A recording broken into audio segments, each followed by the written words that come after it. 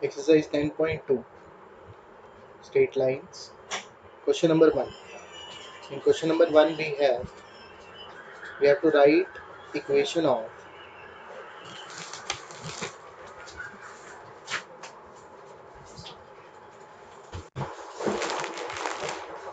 x axis and y axis.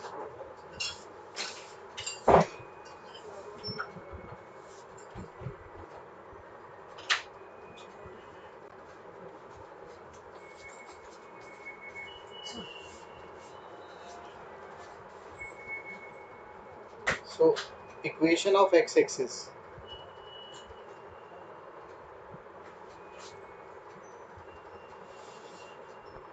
is y equal to 0. You can write it as directly. 1 mark question. Equation of y axis is x is equal to 0. आपके मन में doubt होगा कि ये आई कहाँ से। देखिए, अगर मैं x एक्सिस की बात करूं तो x एक्सिस की मुझे स्लोप पता है। x एक्सिस अपने साथ 0 डिग्री का एंगल बनाता है, तो स्लोप ऑफ x एक्सिस 0 होता है। एंड x एक्सिस पास कहाँ से करता है? ओरिजिन से। तो मैं पॉइंट स्लोप फॉर्म लगा सकता हूँ। मेरे पास x1 y1 है 0,0, मेरे पास स्लोप है विच इज 0। x एक्सिस है क्या? है तो ये लाइन ही है। तो equation of x axis by 1 point form ये आएगी y minus y1 is equal to m times x minus x1। तो बेटा y1 की वैल्यू है 0, m की वैल्यू है 0 इंटू x माइनस 0। सो y माइनस 0 बना y, 0 into any number is 0. So y is equal to 0 is the required equation of x axis. In the same way मैं y axis की equation भी derive कर सकता हूँ। वैसे तो मुझे directly पता होना चाहिए कि y axis की equation होती है x equal to 0. But I can derive. कैसे? Sir, y axis makes an angle of 90 degree with x axis.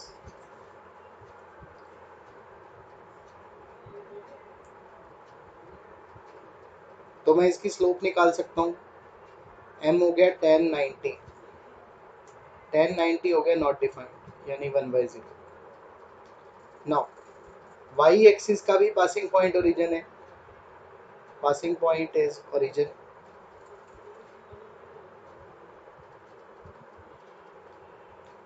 तो हमारे पास इक्वेशन ऑफ y एक्सिस क्या होगी?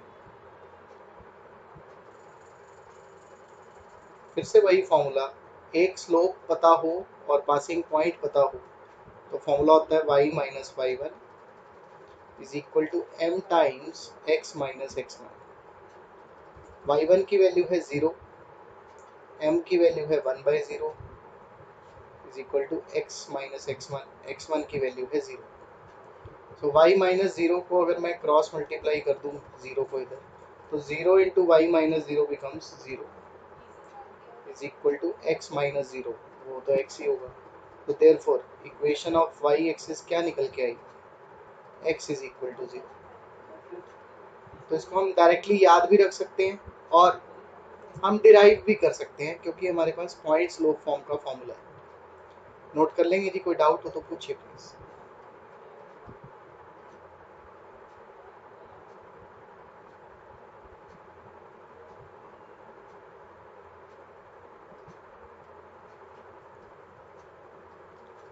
इन question number 2 we have to find equation of line.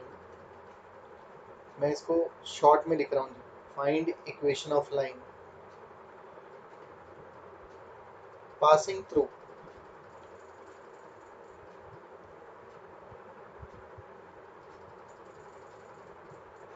the point minus 4,3 and having slope is equal to half. So it's a direct formula. We have x1 y1, we have the formula for slope, value of slope. So the equation is y minus y1 equals m times x minus x1. तो y minus 3 equals half times x plus 4. Cross multiply, वैसे तो answer आ चुका है लेकिन हम अपना answer general form में देते हैं।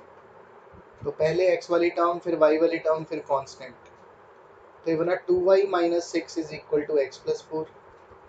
4 को उधर ले जाइए, 2y को इधर ले आइए, तो ये बना माइनस का 10 equal to x minus 2y। So therefore equation of line is x minus 2y is equal to minus 10. Then question number 3 is also the same. You have to find equation of line passing through 0 0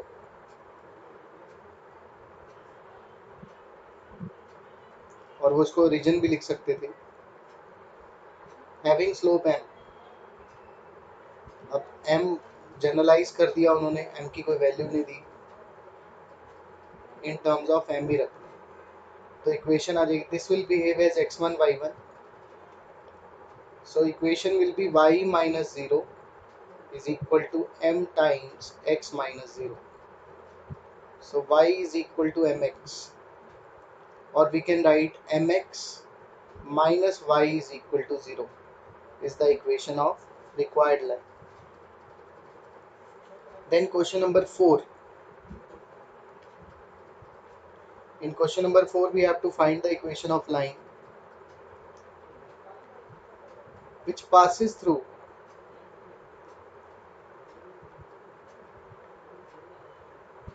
2 comma 2 root 3 and inclined at an angle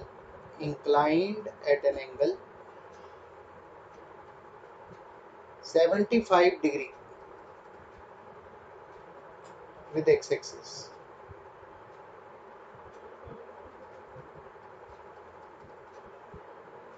Again the point slope form, we have the point x1 y1 as 2 comma 2 root 3. This is behaving as x1 y1. What about slope? Slope's formula is m is equal to tan theta. Here theta is 75 degree.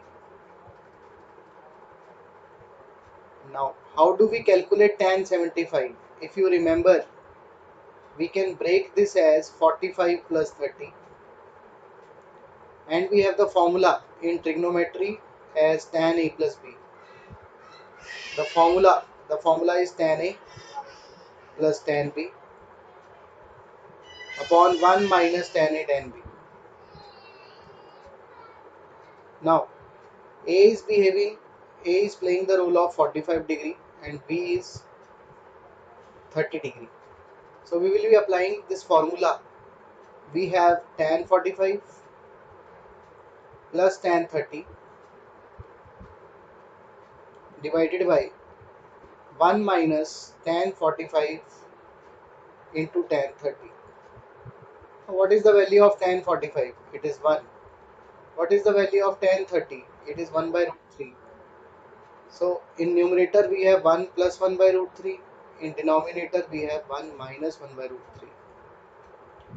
Taking LCM, we have root 3 plus 1 upon root 3 divided by root 3 minus 1 upon root 3. So the slope is root 3 plus 1 upon root 3 minus 1. Now we can apply the formula. This is the slope. The passing point is 2 comma 2 root 3. So equation of line is y minus y1, y minus 2 root 3 is equal to m times x minus x1. That is x1 की value हमारे पास 2 है। Now you can cross multiply, वैसे तो ये answer आ चुका है लेकिन इसको सिंप्लीफाई करना है। रूट 3 माइनस 1 को हमने y माइनस 2 रूट 3 से मल्टीप्लाई कर दिया और यहाँ रूट 3 प्लस 1 को डायरेक्टली पहले x से मल्टीप्लाई किया तो आया root 3 plus 1 times x minus फिर रूट 3 प्लस 1 को 2 से मल्टीप्लाई किया, यानी 2 टाइम्स रूट 3 प्लस 1। ऐसे ही रूट 3 माइनस 1 को इससे मल्टीप्लाई किया तो ये आया root 3 minus 1 times y minus 2 root 3 के साथ मल्टीप्लाई करेंगे रूट 3 माइनस 1।